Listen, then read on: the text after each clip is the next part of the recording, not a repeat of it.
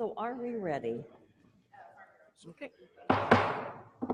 Want to call to order the Lewis County Board of County Commissioners business meeting for Monday, June 11th. There is a quorum with 3 of us present. CJ Neer, would you lead us in the flag salute? I pledge allegiance to the flag of the United States of America and to the republic for which it stands, one nation, under God, indivisible, with liberty and justice for all. Public comment.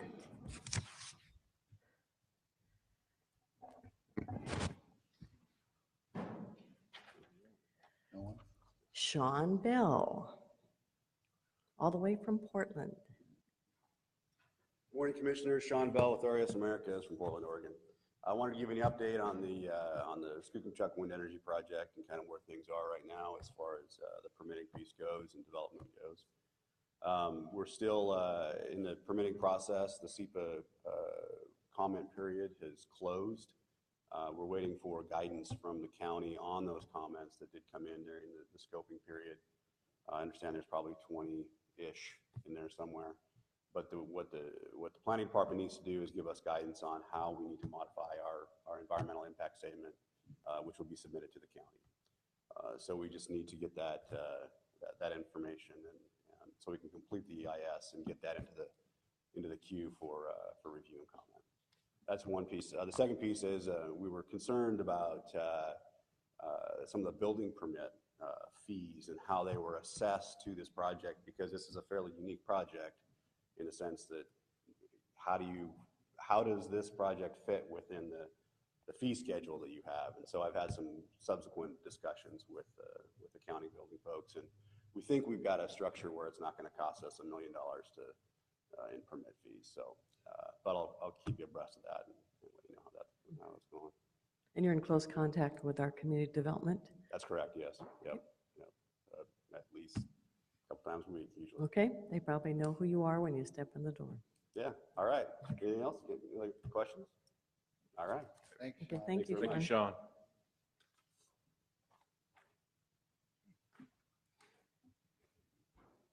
Okay, I make a motion for one notice item, resolution 18-186. Second. Mr. Martin. Good morning, Commissioners. Eric Martin, Director of Public Works. Speaking to Resolution 18-186, a call for bids for the Prairie Creek Culvert Replacement Project, which is on Bunker Creek Road at milepost 5.678. Bids are due to the Clerk of the Board by 11 a.m. Tuesday, June 26, 2018. Any questions? Tell us a little bit about this project again, if you don't mind. It's a culvert replacement project. It'll be a large concrete box culvert suitable for wildlife and fish passage. So this is a project that we've been working on for a few years now. It'll include some stream bed restoration, road restoration, guardrail, and then all the work with that. So When you put one of these in, one of these larger models, which are very expensive to do, I know, what's the life expectancy on one of those usually? Well, one of the things that we've been doing with these culvert projects is we've been designing them with concrete purposely. You can do these projects cheaper with metal, corrugated metal pipes, but because of the acidity in our soils here in Lewis County, those pipes don't last very long. They tend to deteriorate and rust out quicker than they maybe would other places. Right. So a concrete box, we expect to get a minimum of 20 years life out of it, but you could get as much as 40 to 50 years of life out of it. Thank you. Yeah. Eric? Yes, ma'am. Looking at your map, is the road before the site, is that Deep Creek or is Deep Creek after that? The Deep Creek is before that. It's actually Stearns Hill Road is right near the site there. So Deep Creek Road is, yes, the long one that goes up north. I think that's Deep Creek Road. As you go up further, it's closer to Stearns Hill Road. Okay. Thank you. Okay. Thanks. It's been moved and seconded to approve Resolution 18-186. Any comments? All in favor say aye. Aye. Opposed? Motion carried. I move to approve the consent items, which is the approval of minutes for the June 4th, 2018 business meeting, and also Resolution 18-187, the approval of warrants, claims against various departments. Second. Ms. Good Smith? morning, Commissioner. Suzette Smith, Chief Accountant, Auditor's Office. We have a different resolution today.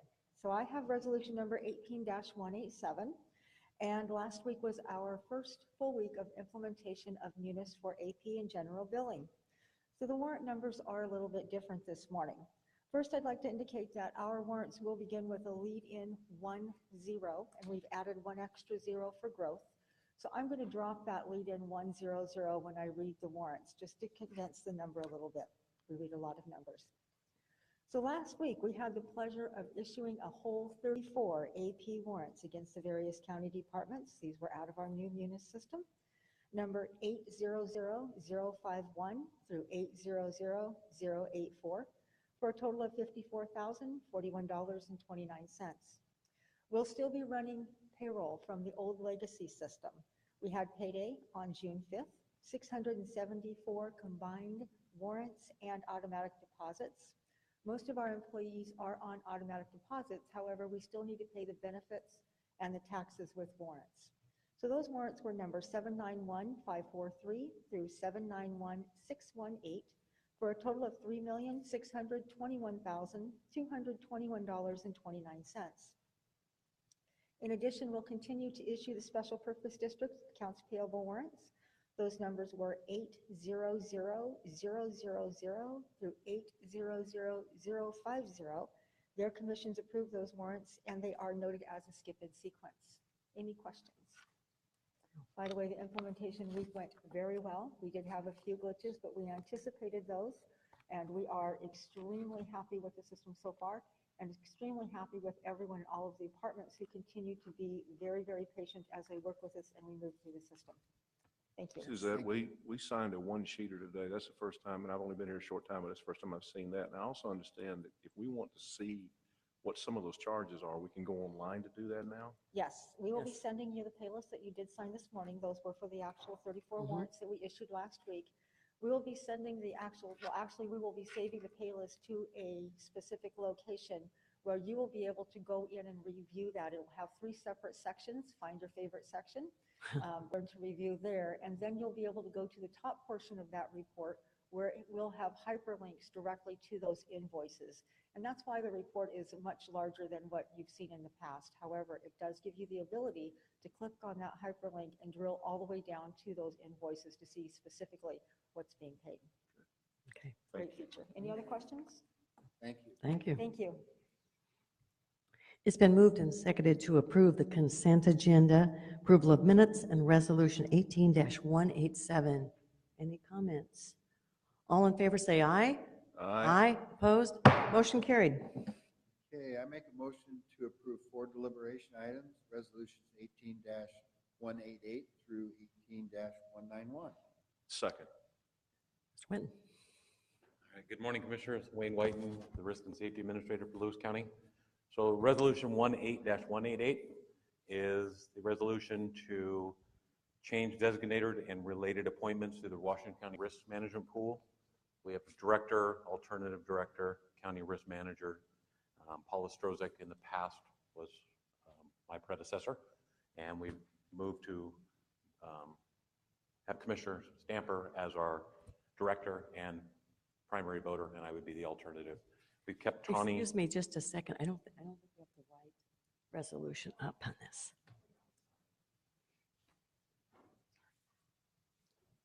There we go. So the director and alternative, the risk manager, myself, claims administrator, and then safety officer. Okay, I apologize. I always want to say Witten, I know, It's okay, it's Whiten, but it's White. Okay, correct. thank you.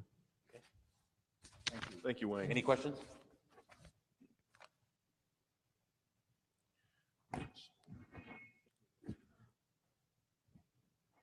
Okay. Good morning, Board. Tim Murphy here, Fleet Services Manager, to speak to Resolution 189. It's a resolution to surplus some vehicles that have used up their useful life for the county. Kind of, for the most part, standard to what we've done in the past, but slight change on this resolution from past. You'll see two exhibits separating out a few vehicles that are like what's going to Ritchie Brothers to GovDOT deals, just as a test to see if we can get a little better return on our surplus than what we have been getting. Been actually negotiating too and found different avenues for different rates than what we've done in the past. Ritchie Brothers had a contract available with NJPA. We went from a 15% rate to a 9.8. And GovDOT deals where we may see an increase there as the buyer actually pays the percentage fee that goes with that. So we don't have a fee at all through GovDOT deals. But they're said broken out Exhibit A and Exhibit B respectively, and they will be surplus starting the 29th of June. Any questions? Tim, could you speak to me after this meeting? Yes. About a conversation we had previously involving this? Yes. Okay, thank you.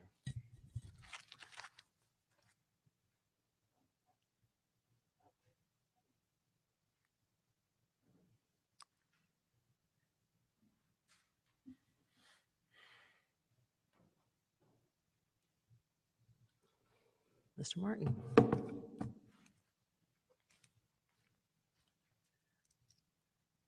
Eric Martin again, Director of Public Works, speaking to Resolution 18-190. Approve an interlocal agreement between Lewis County and the City of Centralia regarding work by county crews and authorizing signatures thereon. This work is chip sealing and fog sealing work that we have agreed to do based on a request from the City of Centralia. The total estimated cost of the work is $52,167.22. And we also are charging an administrative fee of $2,608.36, making the total $54,775.58. Any questions? Thanks.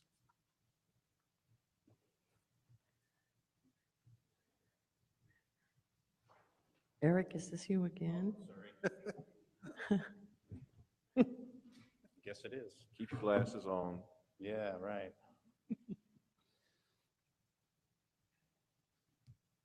Resolution 18-191, listing the bids received and contractors selected for the 2018 countywide hot mix asphalt project, CRP 2179C. This is a contract to do pavement repair, cleaning, sweeping, and applying tack coat, surface grinding, and placing geogrid reinforced fabric, as well as paving with hot mix asphalt for certain portions of county roads. And the low bidder here was Lakeside Industries with a bid of $626,469.60. So Public Works staff recommends the acceptance of the bid by Lakeside Industries. Yes. Nice to have a local firm. Yes, Lakeside's always done a fantastic job for us, and we're looking forward to working with them again if the bid's accepted. So, Thank you, Eric. any other questions? Thanks. Thank you, Eric.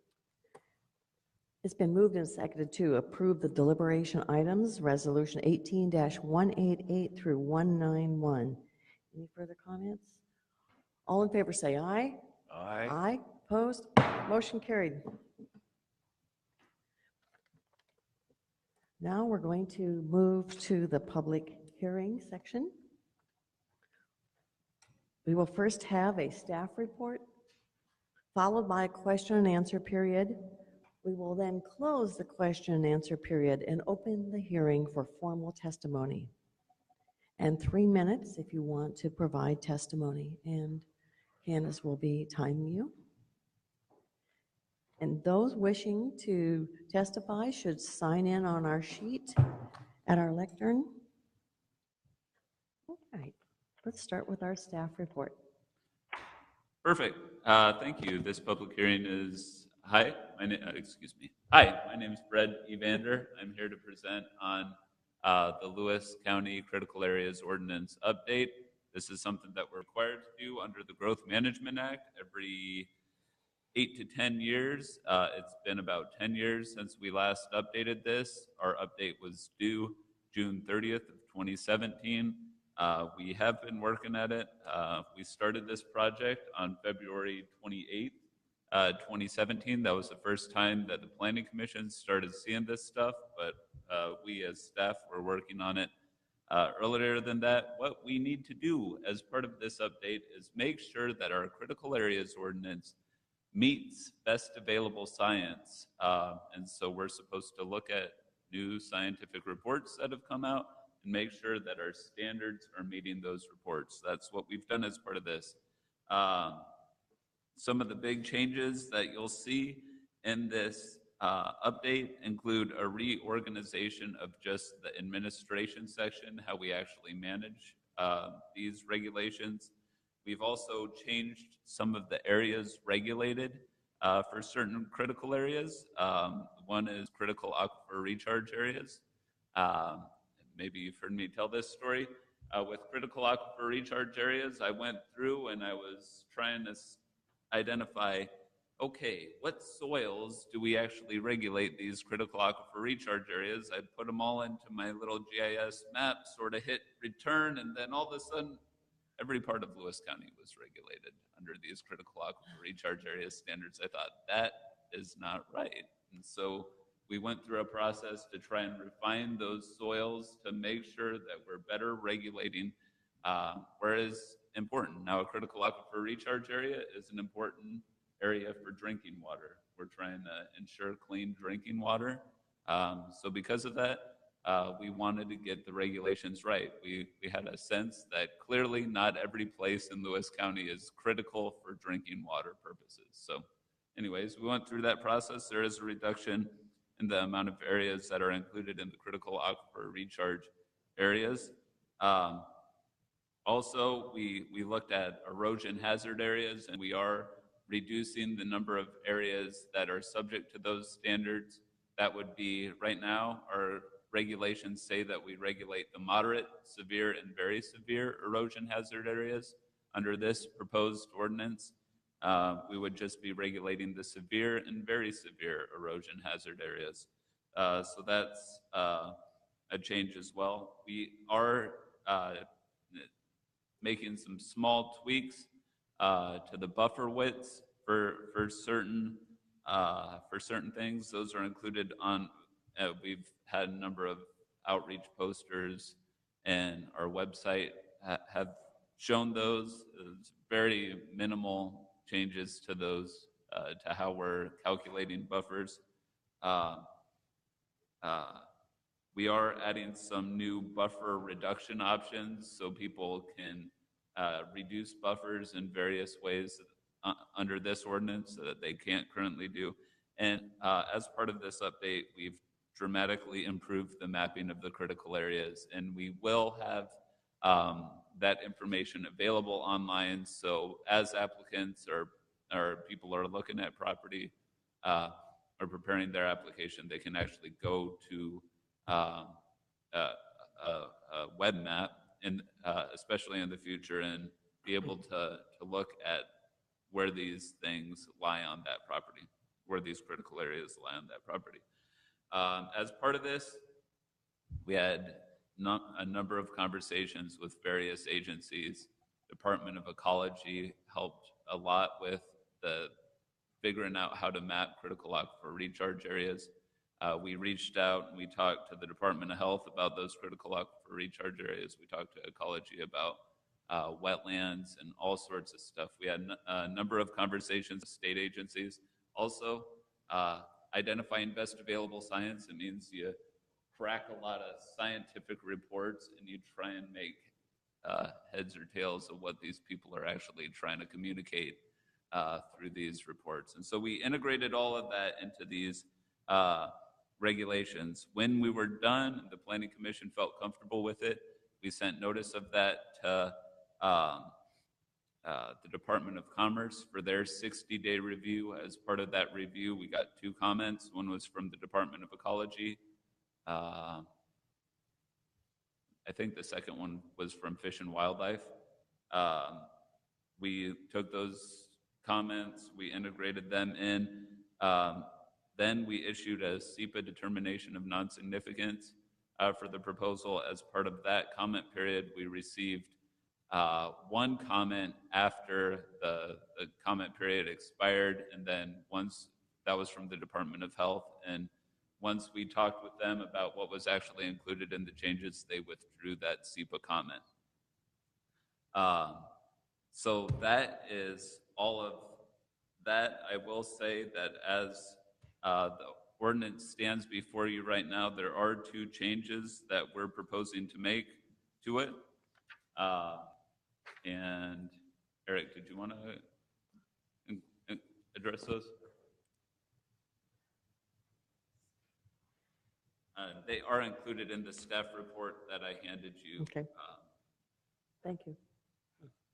If you just give me one moment, I'd like to just make sure I fully understand the scope of the changes with Mr. Evander, and then I'll address the work from over there.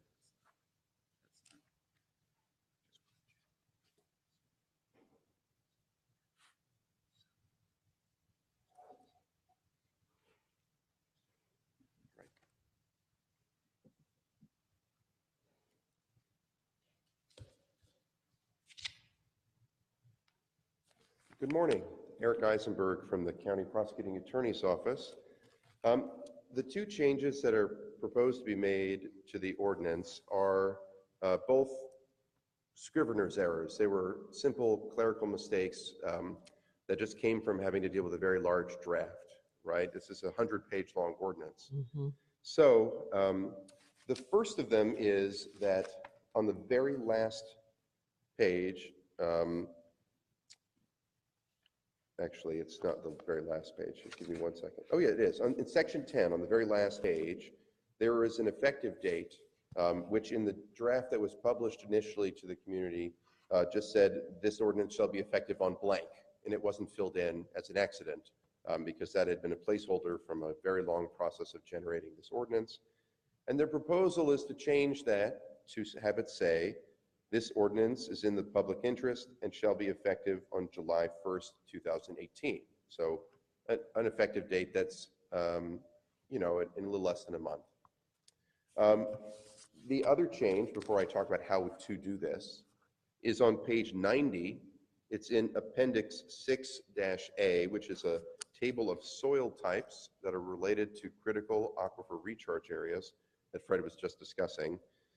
In the public comment and in the Planning Commission's look at this table and in all the materials that were sent out, this table had 3 more entries that it doesn't have in the final version by accident. And those 3 entries were 3 types of soil: Cloqueto silt loam soil, soil, and river wash soil.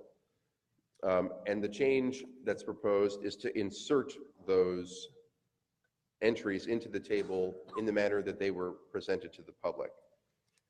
These two changes are both similar in terms of just correcting a simple mistake that was made in producing this document for you, but they have different legal effects, and that's why legal counsel is here to help steer you through them. The effective date change is the one that really matters. Under state law for adopting development regulations, public comment is encouraged, of course, and that's why you have a public hearing at which people can comment today. If you're going to make a change that was not sufficiently noticed to the public, and it is a substantive change, and the effective date of all of these regulations is substantive, then the law under the RCW requires that you extend the period for public comment to allow anyone interested to comment on the change.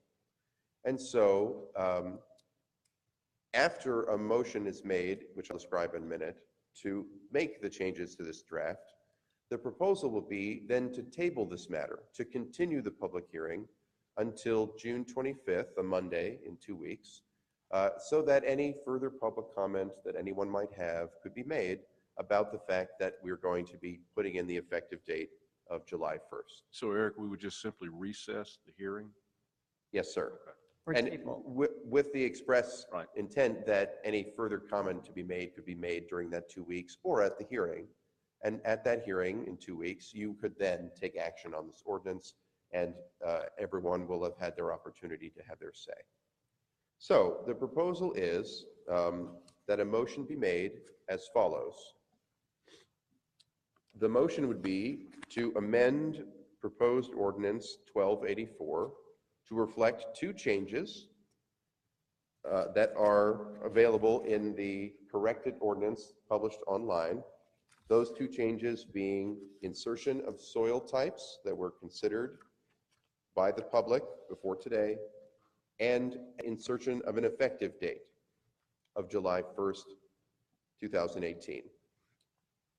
That is the proposed motion.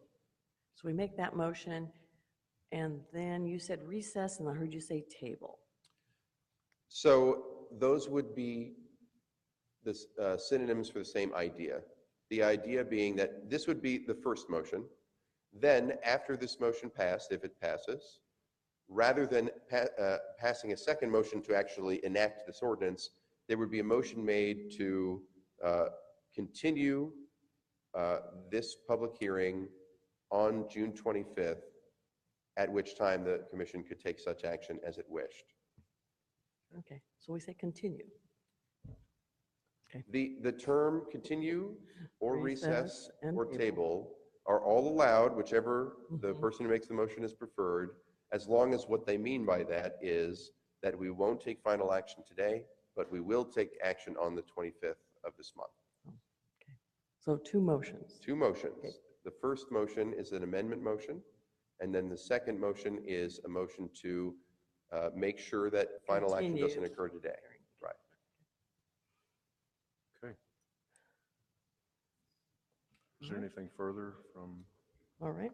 Lee and? We have nothing further prior to public comment except to let you know that the staff report that Fred Evander handed out is also available to the board and should be included into the packet. I was hoping to say something further on the actual substance of the Okay. ordinance for the You're part of record. the staff, go ahead. Thank you. So Mr. Evander did an excellent job of describing the changes, especially in terms of their advantages to the county, in terms of ways in which the citizens maybe will have an easier time navigating this ordinance than the prior version. But it's my duty also to make a record of the ways in which this ordinance does what state law requires us to do, which is the Growth Management Act requires us to pass a critical areas ordinance, or here to update it because we already had one, that uses the best available science to safeguard critical areas, and state law defines what those critical areas are. And also, because of the state's presence from the Department of Health, Fish and Wildlife, Ecology, and the scientists and regulatory specialists in those governmental agencies, the state has quite a lot of feedback to give you and help to give you in determining what your critical area ordinances include. So it's worth noting that when Fred mentioned that he had sought feedback from those state agencies from their expertise, the feedback that they give you is not merely in the form of a consultation that you can take or leave as you like. It's in the form of very specific and detailed comments about what is required by the law and by the best available science. And so I think it's fair for the citizens of Lewis County to know that much of this ordinance is required by state law, even though it appears, because state law requires the county to do it, that it is really our doing entirely. It's not. We're not writing on a clean slate. We are writing on a slate that has lots of writing on it from state agencies that are experts in the subject matter and that largely tell us what is required by the best available science in many of the topics. And so I think it's fair to say the type of improvements that Fred described, where the areas in which our regulation has been narrowed geographically, that's a product of the fact that the science is better now, especially in terms of mapping. Our old critical areas ordinance was spread across a larger area that was less well mapped. It covered more ground, but it had less of an impact on the actual critical areas that you're trying to help. Our current ordinance has better mapping and better science, and so it's more targeted. It narrows the geographic area in which those rules apply, but then since you're only talking about the areas that are of more concern, it tends to have a more drastic impact on the development in those areas. So it's not just that it's, I don't want the citizenry or any reviewing court to think that this is an abdication or a lessening of our critical areas ordinance just because it has narrowed the geography. It's a more robust critical areas ordinance as required by state law, because now the technology is available for us to really target and regulate to help protect critical areas as we are supposed to. So it's both easier for people to navigate because we try to reduce administrative burden, and we try to not burden people who live in an area of non-concern with having to go through this process. But it is more burdensome in the sense that if you happen to live in an area that we now know, because of better science, is a critical area, it may be more difficult for you to comply with the development that you wish. But there are mechanisms for you to do so. There's mitigation. There are things of that nature. I guess in sum, the state requires us to do critical area ordinance regulation, and it requires us to do it robustly. And sometimes that is not great for development, but it is our duty to do so, and we've tried to do it in the way that is as helpful to the citizen as is possible while complying with state law. Thank you. Okay. Board members, do you have any questions for the staff? Yeah, I've got a couple here. First, the maps, and I know that we brought this up, or this has been brought up at meetings in the past. The maps that are available to the general public, are they going to have, will they have this information so they can look at this before they spend a whole bunch of money and going through the process? Because I know this has been a problem in the past. You bet. And absolutely. And I'll just say that whole idea too has come out of the permit process improvement process. Because we do want people to have good information about the properties that they're interested in as early as possible. So yes, we do want to, we are working towards that right now. And yes, even as part of this update, we've tried to make as much of this information about mapping and everything available. We've had a website specifically with this information on it. We try and point people to that website as much as possible. Lewis County Community Development, track long-range planning projects, and then there's 4 buttons on it right now. One is comprehensive plan update, one is critical areas ordinance update. Basically, all of the information that we've considered has been available there throughout this update process, including maps. So the maps for critical aquifer recharge areas have been on there since probably May or so of last year. The maps of severe and very severe erosion hazard areas are on there as well. Things like channel migration zones are all on that website. So yes, we've tried to be as open as possible with those maps, and as the web map becomes available, that information is going to become more and more available to the public.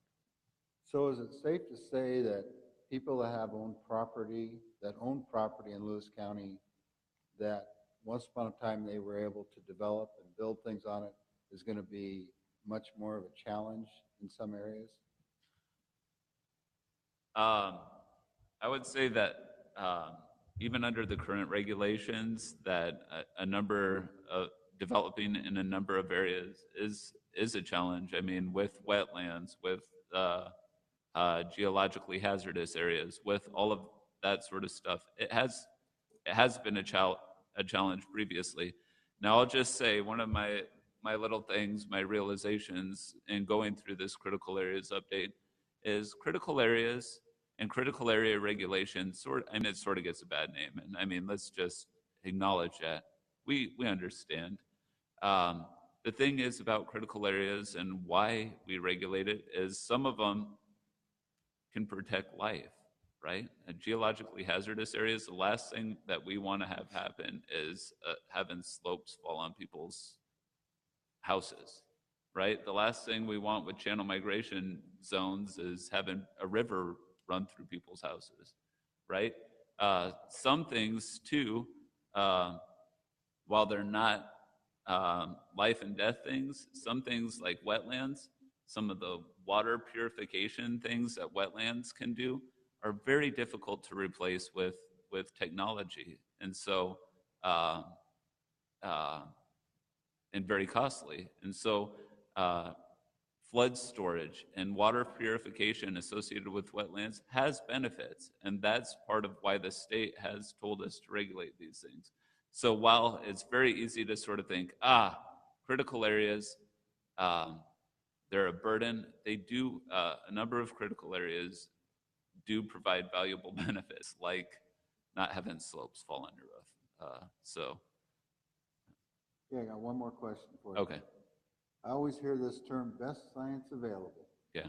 So does anyone ever have any other best science available? As far as we know that all this information is passed down from the state. Is there other groups or organizations saying, you know what, you think you have the best science available, but we think we have the best science available. So is there any kind of a conflict or an opposing position from time to time on these, or do we just take it at face value that this is the best science available? Well, We're gonna rubber stamp. yeah, there's a whole lot of talking about what actually constitutes best available science. And I'll just say, the best available science that we're using for our critical aquifer recharge area, we didn't per se get the data from anybody.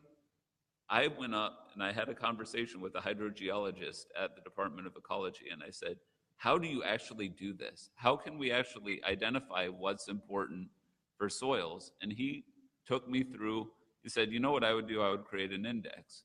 I say, okay, if you created an index, what values would you include in it? How would you do that? Would you base it on geology? Would you base it on soil types? He said, do it on soil types.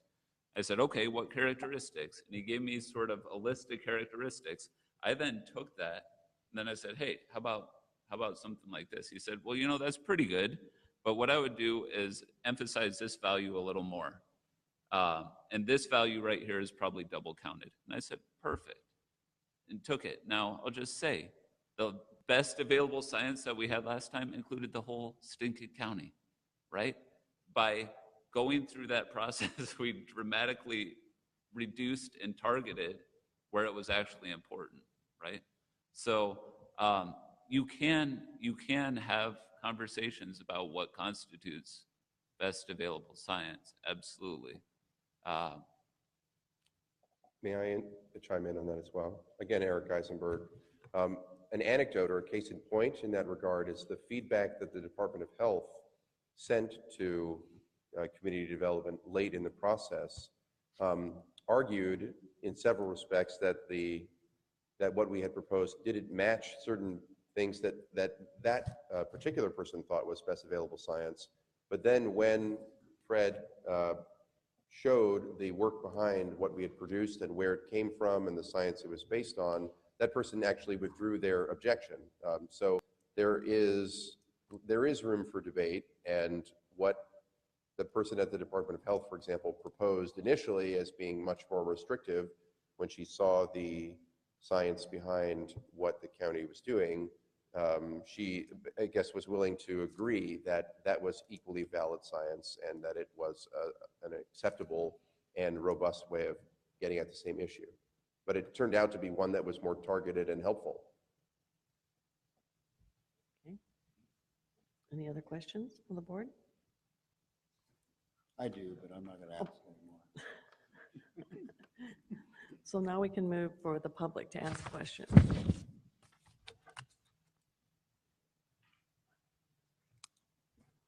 I'm Ron Averill from Centralia, representing the Farm Bureau and the Volunteer Stewardship Program, which I am the chair of the working group. I'm not sure that you all know, but when the Voluntary Stewardship Program was developed, it was developed with the idea of exempting farmers from the critical areas ordinance that's required of all counties in the state, even those that are not in growth management. But it was not developed to prevent farmers from protecting critical areas. It was, however, a voluntary program. We have completed our plan that we are submitting to the, not to the Growth Management Board, but rather to the Conservation Commission and their technical committee for approval. And our plan is really based upon identifying critical areas and where farms touch critical areas, we deal with those farms trying to provide a degree of protection that will not diminish the protections that existed as of 2011. In many cases, there are other programs and programs that our conservation district will implement with farmers that will provide equal or better protection to many of these areas. My concern to Lee and Fred is that we developed our plan based upon the critical areas identified before this new draft is done. And we go before the commission, we submit our plan in July and we will be defending it in August. I would really prefer that our plan have the new data as opposed to the old data. Has John Kling been provided the information? So the Lee Napier, Director of Community Development. So the VSP plan for Lewis County will be submitted to the Technical Advisory Group at the end of June. We'll be meeting with them on July 27th and August 24th, and we expect a decision shortly thereafter.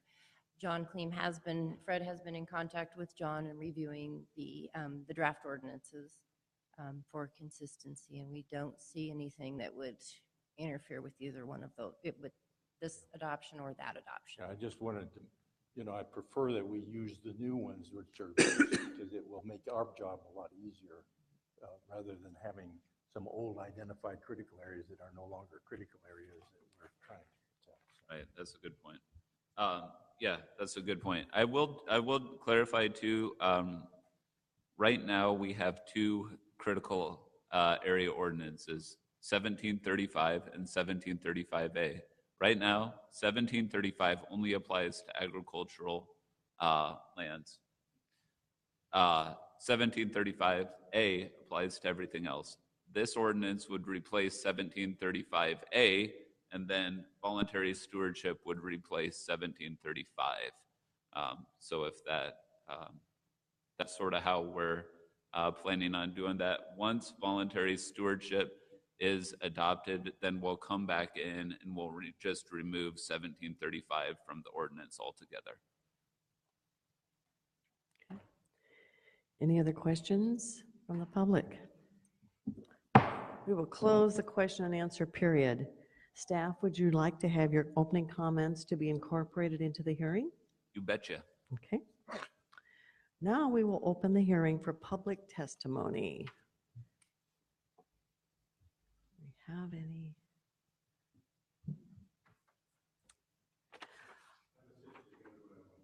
Okay, so Ron said it in the question and answer. All right.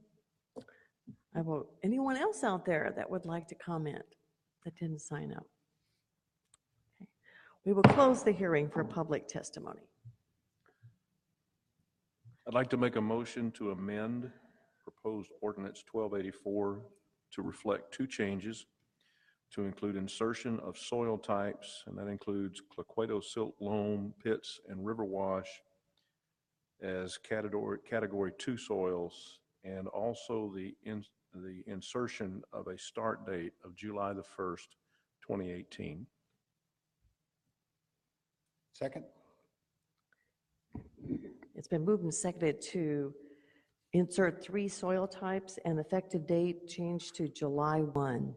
Any other comments or questions from the commissioners? All in favor say aye. Aye. Opposed? Motion carried. Following that, I would like to make a motion that we table ordinance 1284 for further discussion until June the 25th, 2018. Second? It's been moved and seconded to table public hearing to June 25th. Any other comments? All in favor say, whoops. What? I have a point of order. Okay. With regard to the vote. Just say table.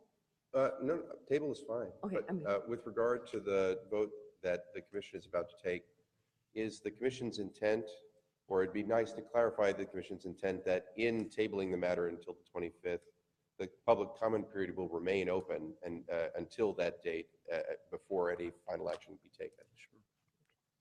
Yes, that is our intent. Thank you. Okay. All in favor, say aye. Aye. Aye. Opposed? Motion carried. Thank you, Lee.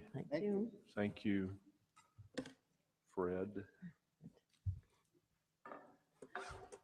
Good of the order. Any good of the order? I wanted to say congratulations to the EDC in putting on their Shark Tank presentation at Centralia College. I watched the presentations, pretty impressed with the people who were up there pitching their ideas and the feedback they received from the sharks. And it was nice to see that we had 3 winners, and the first winner was Aaron Prothero, and he has developed some kind of electrical computer model that can be constructed here and can be used on trucks and to determine where lights are not working, etc. So it's a pretty interesting mobile device where all the pieces would be done here. There's another group that has venous compression wraps, and the nurses put on the old wraps that they have now, and this is their item that you could tell the pressure on your foot by just turning a little knob, and they came in second. And then Spry Digital, a local firm, came in third. So I was very proud of the Lewis County folks who participated in that and the ideas they had. One of my favorites, though, was Mrs. Carpenter, who made vegan and gluten-free cookies, and she gave us samples after that, and they're very good, and I hope she continues on that venture because they didn't taste like vegan or gluten-free. They didn't taste like vegan? They didn't taste like that. Yes. Any other? That is worth a lot of money. Yes. Any good of the order, Russ, for that? Yeah, I know that Matty Osh put a lot of time and effort in this, and this was an event, I think, that he presented to the EDC because it's something that sits outside the box. You know, Lewis County we look at economic development and we look at things that are they're out there recruiting and doing all the other things, but this is something just a little bit different, and I think it will encourage entrepreneurship and especially some of those young people that we have and older people that have some ideas that's been sitting on the shelf and say, hey, there's an opportunity here. So I think it was very exciting. Unfortunately, I wasn't feeling very well, so I wasn't able to attend any of it, but we'll be getting a report. So thank everyone, and thank Matt especially for doing the legwork on this. And there was a number of sponsors in addition to the EDC, Centralia College Foundation, and the Orrin Smith Family Foundation. So it was a real community event. Okay, come on up. Hello, my name is Peter Lamont, and I'm the president of the Lewis County Historical Society. And in 3 weeks, we'll be having the Summerfest in Centralia. And we'd like to let you know that the Historical Society, their annual Pie Social, will be held in conjunction with Summerfest and held on the grounds of the Borst Home. And we hope everybody turns out for that. It's a fundraiser for the museum. We're also hoping that we can do well enough that we can share with the Borst Home and put some funds their way as well. And also something that we're in the study stage for the fair this year in August, the museum has an annual mobile museum at the fairgrounds. Well, this year we're looking at maybe doing a vintage medical display, and we understand that the Lewis County Health Department might have some vintage medical things, and we might partner on that to give a nice display of historic medical items. So that's all. Thank you. And I don't know if you heard about the Aberdeen Museum. Oh, tragedy. Big fire. Terrible. I'm hoping to reach out, and if there's anything we can do to help, we will. Yes. So, yes. thank you. Thank you, sir. Thank you. Ron Averill from Centralia again, and another hat that I wear on the Flood Authority representing the city of Centralia.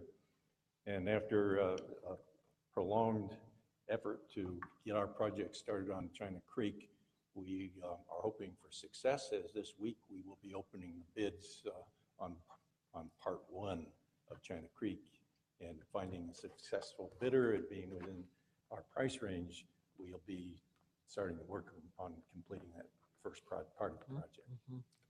Yes, look forward to Thank you, that. Ron. Thank you, Ron. Ms. Neer. Hello, I'm CJ Neer with Destination Packwood, and need to fill everyone in on everything happening out at Packwood this summer. Super busy. Every Saturday night, we have our firesides, 7 o'clock in the middle of town. We also have this year our first farm to table event. It's a dinner for 150 folks out by the river. It's going to be a real fun, locally sourced food and music, etc. And I need to reach out to all the organizations and cities in Lewis County to please contact me at cjneer@gmail.com to help us with the Lewis County booth that we're doing for the month-long Puyallup Fair. We really need people to step up to the plate and take a day and help us out a little bit. And then, of course, our popular Oktoberfest, the last weekend in September. Thank you. Yes. Thank you, Thank Steve. you. Thank you. Any other? Now moving to press conference. Do we have any questions from the press? I want to encourage people who are interested in broadband. We're having a workshop in this very room on June 21st from 1 to 3. And it'll tell us about a new grant proposal that we could submit. And it goes to a number of entities can apply, but local governments are one of those entities that can apply. And once again, you can go online and register. And it's on the Commerce Grant, commerce.wa.gov/CERB to register. Once again, June 21st from 1 to 3 in this very room. Okay. Nothing? Okay, with no further business, I make a motion to adjourn. Second. It's been moved and seconded to adjourn. Any comments? All in favor say aye. Aye. Aye. Opposed? Motion carried. Thank you for coming today.